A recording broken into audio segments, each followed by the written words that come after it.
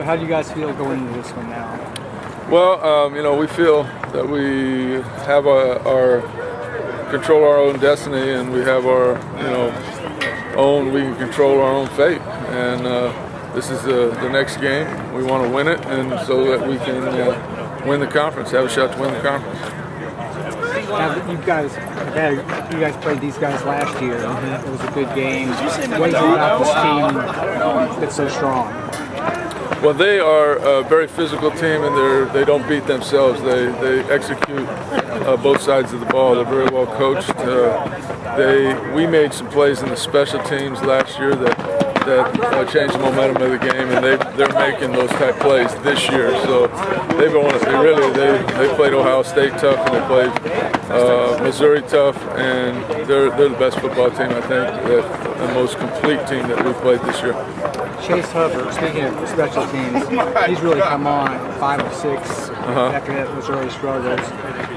As a coach, is it hard to draw that line, what to say to a kicker? Or, it seems like over the years, I try not to speak to him. I try not to speak to him.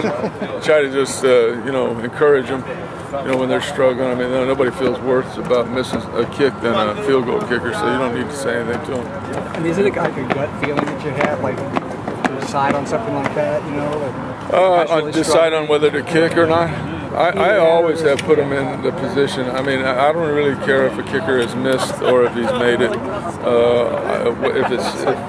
If he has the leg, which our guy does, I don't care what he's been doing going into the game. He's going to kick it. And the only way a kicker can get out of that is he's got to be under pressure and make the kicks, and then you get out of him. And so his confidence is going up, obviously, because he's made some kicks the last couple of weeks, and to me, that's how you do it.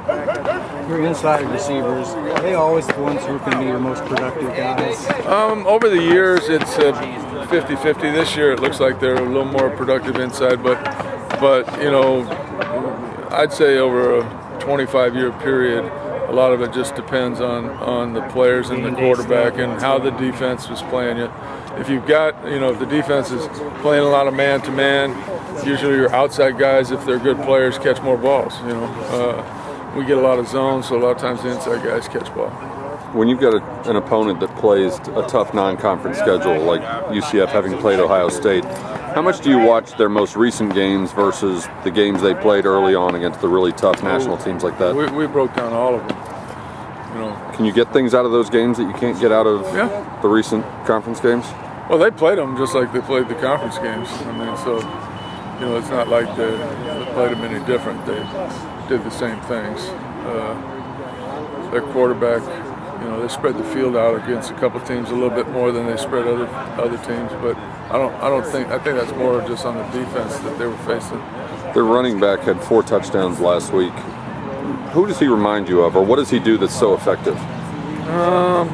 Well, he's first of all, he has the speed to take it to the house, and then he's a kind of a downhill slasher, kind of heavy guy. I don't know who I would equate him to. I know there's a couple guys that played in the NFL that are kind of like him, remind me of him. He's taller, he's bigger. He's not a jitterbug guy. He hits the hole and he goes. Physical runner. What can you get out of a Larry Brown practice?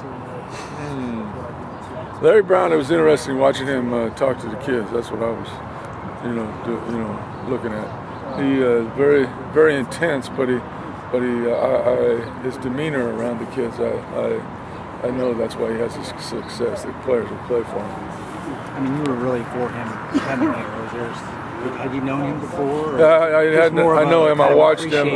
When I was 17 years old, I met him. I reminded him. He didn't remember me, but I remembered him. I was driving a hotel van because I used to get into the games free if I drove the team to the game. So he sat in the bus with me when I was driving, and that was the only time I met him. And so you liked him from then? Was that? Well, I liked the way he played basketball. I mean, he plays the game, up tempo and score. I always thought in the ABA, and that was the ABA at that time. It was a wide open game, and he was with Denver at that time. Is he pretty much a coach's coach in terms of fundamentals guy? Yeah, that's what I noticed. That he's a much more defensive oriented. The two practices that I went, he's much more defensive oriented. The offense, I think, happens and it happens when you get good players. But he was focusing. I was impressed with the intensity of stressing the defense.